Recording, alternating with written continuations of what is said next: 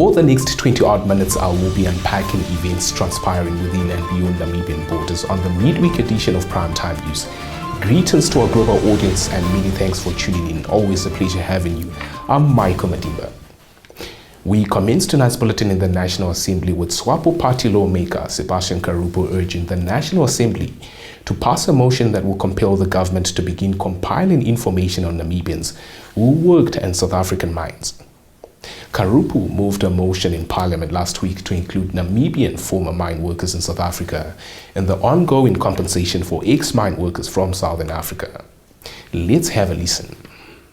Former mine workers from countries like South Africa, Lesotho, Mozambique, Eswatini, Malawi, Zambia, and Zimbabwe have already started receiving their compensation, with South African nationals being the majority recipients.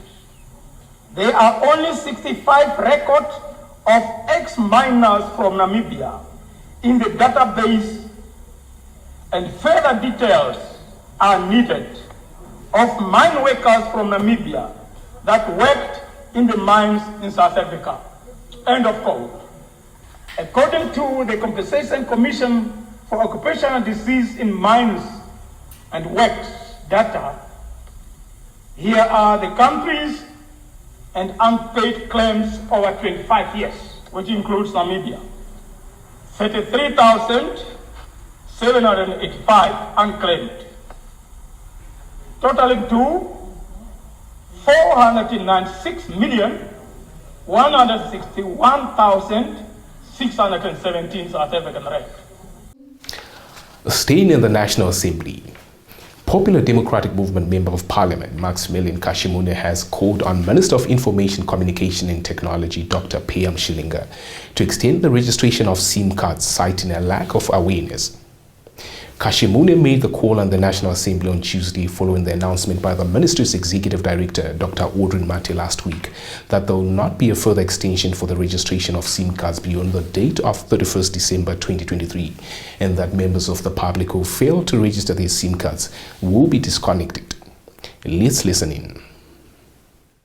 We have taken note that the Ministry, through a statement released on 21 September 2023, has stated that the ongoing SIM card registration deadline will not be extended beyond 31 December 2023, which means that hundreds of thousands of Namibians who have still not registered their SIM cards will be left out of the grid and without connectivity. It is incomprehensible that the Ministry plans to cut and disconnect hundreds of thousands of people's SIM cards and have them unable to communicate and without access to information. This is even more egregious because of the fact that there has not been enough dissemination of information to the mass citizenry about the SIM card registration process. The only logical conclusion, Honorable Deputy Speaker, is that the Ministry must extend the deadline for the registration of SIM cards beyond 31 December 2023. I therefore ask the Honorable Minister, Dr. P.M. Shilinga, the following. Number one, is it not logical and prudent that the Ministry considers extending the deadline for the registration of SIM cards beyond 31 December 2023? Secondly, has the Ministry investigated the hesitation of citizens who are grappling to adhere to the registration requisites? If so, how has the Ministry attempted to assure citizens of the process?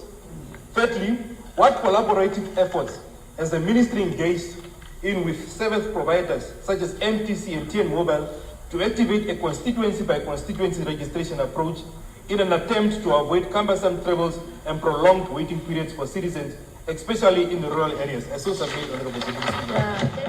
Switching our attention to Omaruru in the Rongo region. Prime Minister Sarah Madila notes that although local authorities are mandated to develop local structures and extend services to the residents, these efforts are often frustrated by lack of resources. Madila surmised this will only be alleviated by efforts to promote investment within local authorities, which are at times minimal. The Premier made the remarks at the official opening of the first ever amalgamated rotational annual festival by the Omaruru, Karibib and Usakos local authority councils earlier today. More from this insight compiled by Isabel Pinto.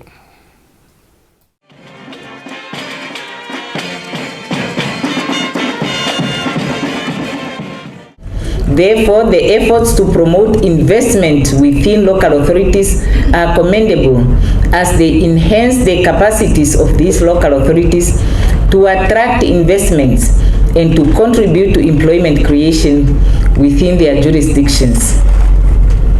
Local authorities are at the center of public services provision, as they are at the front line of public services, rendering a wide range of critical services to individuals and institutions, both public and private. Effective local authorities are therefore key for effective public sector performance, improved economic growth, and improved livelihoods of our communities. The African Union has adopted the African Continental Free Trade Area. The free trade area embodies the aspiration of our continent to achieve higher integration in order to promote trade amongst African states and a higher growth of the African economy. Meanwhile, Rongo Governor Neville Andre Tope, who is also the patron of the Amalgamated Rotational Annual Festival, commended the three local authorities for the initiative, which he reckoned will uplift their ailing local economies. The event was a result of an MOU entered into in 2020 and comprises a number of areas of cooperation, which include, among others, the hosting of the festival within the three towns on an annual basis.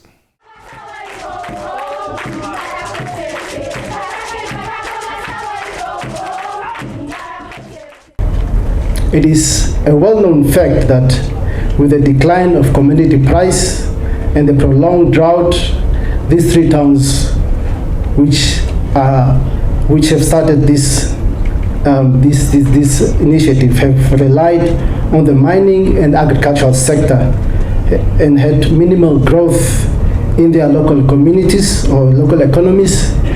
This was also exacerbated by the COVID-19 pandemic, which affected the respective tourism industry. The three local authorities therefore came together to see how they can contribute to uplift the ailing local economies. And one of the low-hanging fruit was to come together, to unite and stand ensuring that we will better the lives of our people. That concludes the top segment for tonight. Stay tuned for the business segment.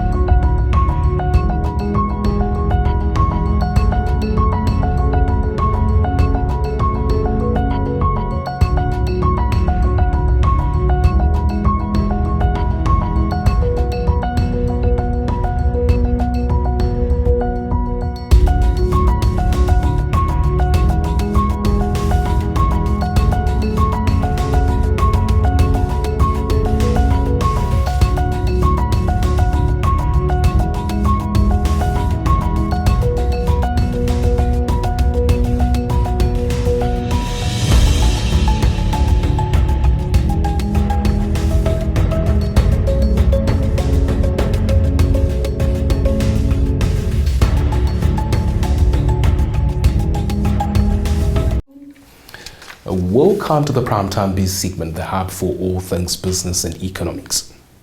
The Namibia TV crew is in attendance at this year's edition of the Windhoek and Industrial Agricultural Show.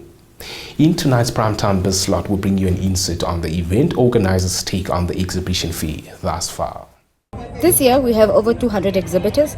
That is not just the industrial side, it also includes then the livestock side with all the farmers and their cattle. We have about 3 international exhibitors. We have from Tanzania, Ghana, and then South Africa.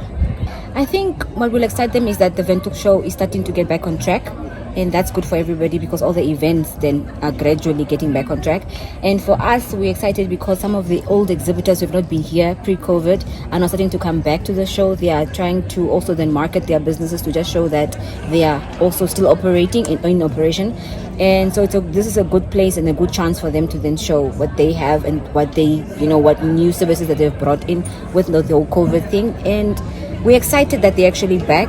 So that for us actually is a win because it means we can look for a positive change, I think, as we go on, and look for more of them, the bigger companies, to then come back like they used to. Well, it's expected that the first few days are usually quiet because the show this year's date's on the 22nd. It's literally a very odd date that we have chosen, but only because we don't want to leap over into October. Last year we leaped over into October, and that's not usually our thing, and that ends up clashing with other shows. So because we work on a show calendar for the year, we know our place in a sense, and so it's always better to keep it in that space within the month of September. So we went back to that. That is new for the public as well. So for them to adjust, I understand. But it will pick up tomorrow. Today is Wednesday, and tomorrow is the fireworks. So the calls already been coming in, so we can expect a large crowd then. We have received applications from farmers across the country, and they are actually coming from like the Hobabas show, the Grootfontein. They come from there, and then we host the nations of champions in this country. So I mean in the country to say, and then we have like the national champions like Brahman and the bulls and then the small stock. So it's a lot happening, and then we have a full calendar for them as well. They started officially on Monday because most of the farmers were coming in from Hobabas, and so their program started yesterday, and so today we're in full force, and by Friday we should have like the parade happening as well. So that's usually fun for the kids to watch. So I think if there are parents who really want their kids to like see the animals and pet the goats and stuff, it would be nice to come into the livestock section. I think there's a little bit of something for everybody here at this show. It's not just made for one type of market. Everybody can literally pick one or two things that they would like. We have some live music that's usually happening or that is happening throughout the week. That is a good thing. We have some good sales on the vehicle dealerships that are here, and some of the service providers also here. I mean, Home Affairs is here. You can get your documents and stuff quick. City of Windhoek and Nampost. You can really get some services done much faster than you would when you go to their branches, which is why we applaud them for being here actually. For Thursday's weather synopsis, let's now turn our attention to a summarized format of the weather report with the Econ Roundup thereafter.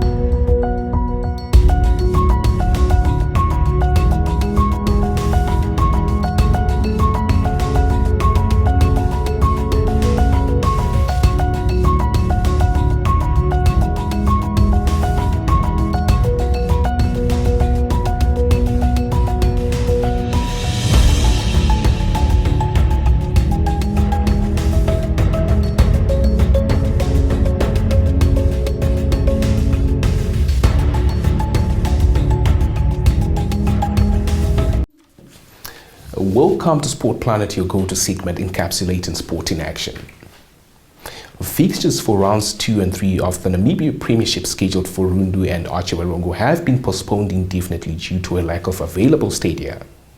Now, the 2023-24 Namibia Premiership season commenced on the 16th of September with action in Rongo, Keetmanshoop, Swakopmund, Kobabas and Windhoek. The second and third rounds of the country's top flight league will now take place in Windhoek, Rongo and Okahanja following the announced postponements in the other towns. In an interview with Sport Planet on Tuesday, Mabuse Fries, the league's administrator, stated that they had initially booked the Oshakati Independence Stadium for the second and third round fixtures. However, due to unforeseen circumstances, the fixtures had to be postponed. He added that they are hopeful and confident that matches scheduled for the weekend in other towns will be full of excitement. On to continental football.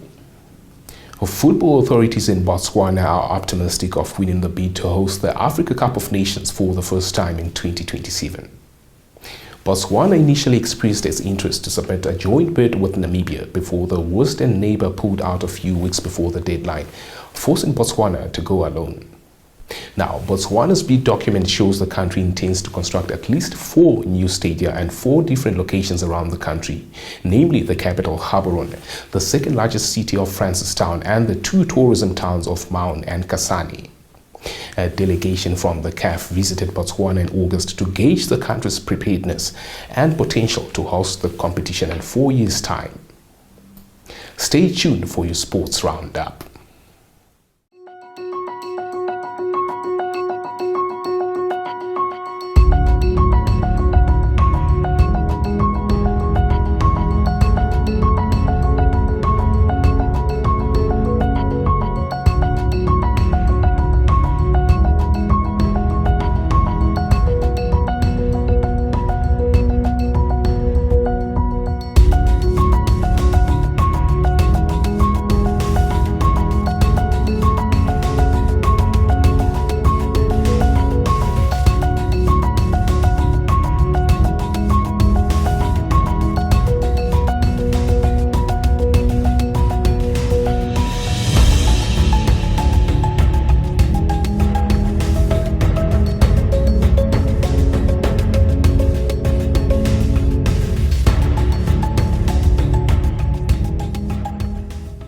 This is where we conclude tonight's bulletin. As always, we extend our appreciation to you, our audience, for tuning in every Monday to Friday. Another parting reminder that if you haven't yet subscribed to our channel, please do so in order to be part of the wider Namibia TV audience, as well as share your feedback with us. This enables us to improve our productions. Also, feel free to proliferate our channel by sharing the links to the bulletin. Otherwise, catch me for another informative edition tomorrow. Pleasant evening and good night.